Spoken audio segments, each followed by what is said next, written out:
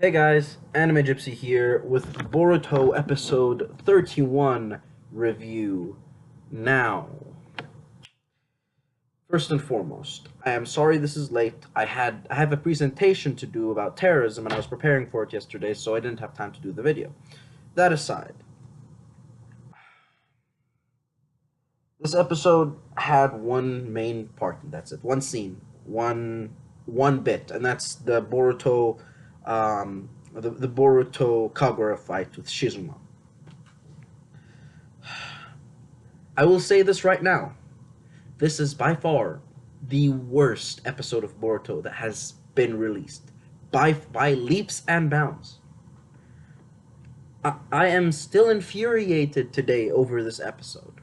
The action was nice, the animation was great, sure. But the storyline. They had a great thing going, guys. They really did. You had characters that, yes, were antagonists, but you thought they had a purpose of some sort.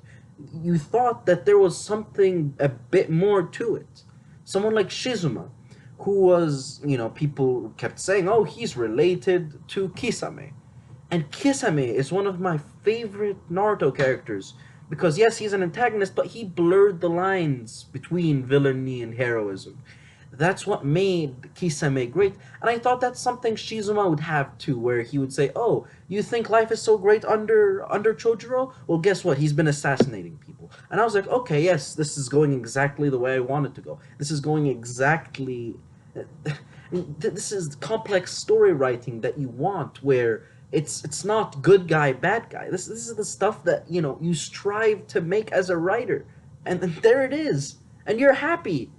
But then, oh God, but then you had what the writers did to this episode is a crime. Straight up, it's a crime. Reducing a character like Shizuma, or rather exposing that the character Shizuma is a two-bit cookie cutter villain. You're reducing the character into cookie cutter villainy. No! What are you doing? At first, we thought he had a purpose. We thought that, oh, there's a reason why you're doing this. There is actually a backing for it. There is support for this. It's not just, oh, I want to fight. But then,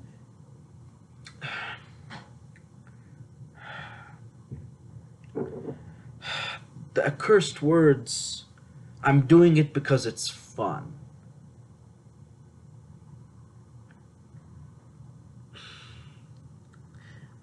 I love irrational persona, guys. I really do. I love irrational personas.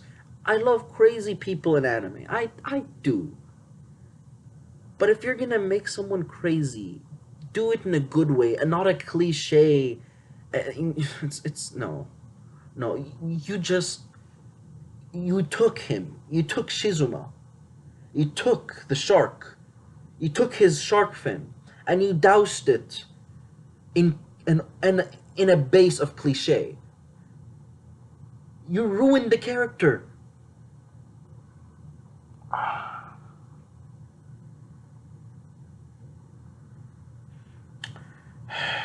Okay. That aside, oh yeah, and Kagura just showing no backbone whatsoever. Come on, I mean, sure, in some cases that's an interesting case, and it does add a character, but add to the character. But the way it was done here, it was like there was almost no effort, no build up to the point where, oh, he's the Mizukage's grandson and that's why he's suffering that much. Sure, we had 2 3 episodes, but come on, we need more episodes in order to explain in depth something like that.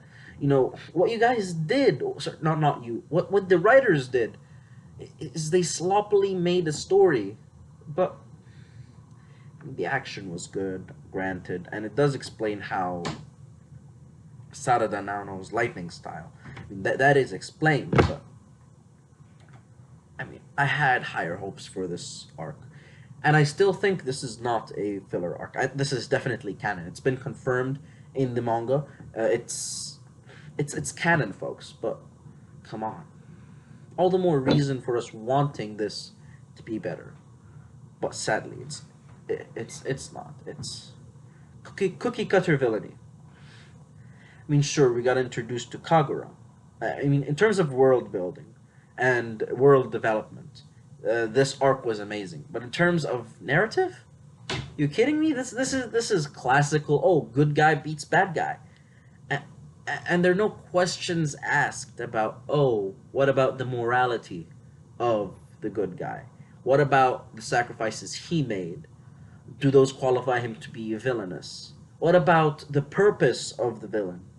You don't ask these questions. These are things that you used to ask in Naruto, in the original Naruto Shippuden.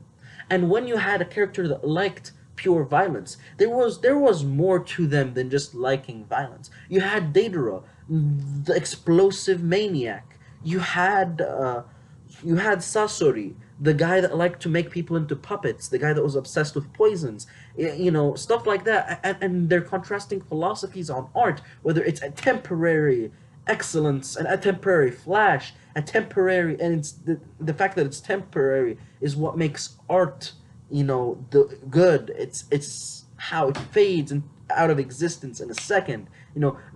That second of glory, that is art. Deidara's philosophy, and then you have Sasori's philosophy. Art is eternal. Art is.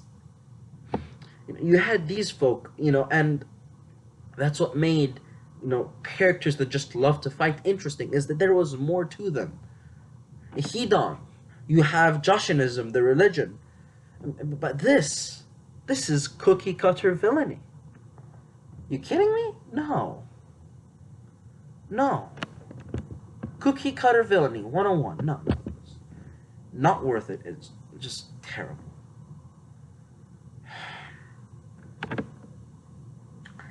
So, overall, this episode is a 2 out of 5.